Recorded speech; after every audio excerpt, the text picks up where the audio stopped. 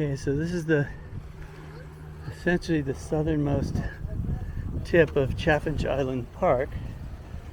Got our little bedrock, and then there's marsh platform built up around it, and little sand pockets coming here and there.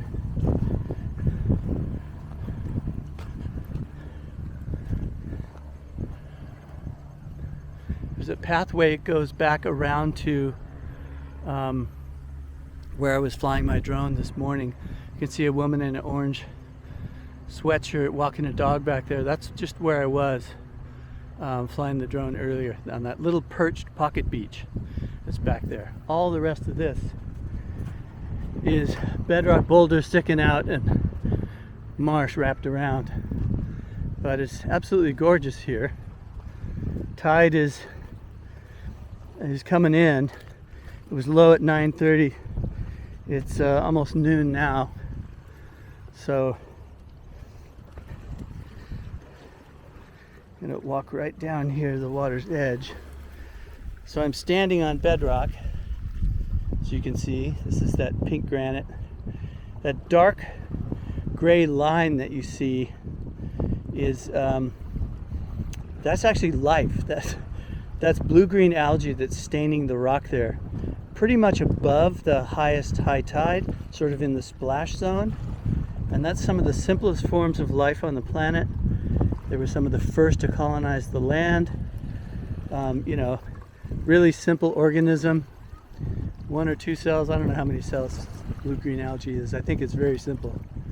But anyway, on the backside, you can see this marsh. And hundreds of years ago, this marsh extended probably way further out. We've had more than a half a foot of sea level rise in the last 100 years, maybe a foot of sea level rise in the last 100 years. So that would put probably somewhere between the shoreline and these rocks out here. That's probably where the marsh might have been way back then. I don't know. I just looking at the edge of this marsh and the storm waves that might attack it, you would think it would eat through it pretty quick. It is fine mud held together by all the root mat of the marsh plants. You can see some layering in there. That would be the layers of mud trapped by the marsh grass on the high tides when the sediments settle out. And then the marsh just accretes, and it can keep up with sea level rise, sort of, if it's not that fast.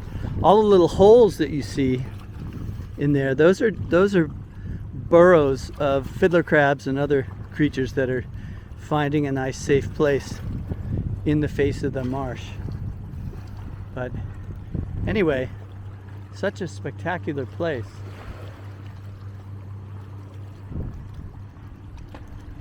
And this is pretty interesting. Here's a plane up here flying with a sign that says, "Connecticut must lead on climate." Absolutely, I agree. We'll leave it at that.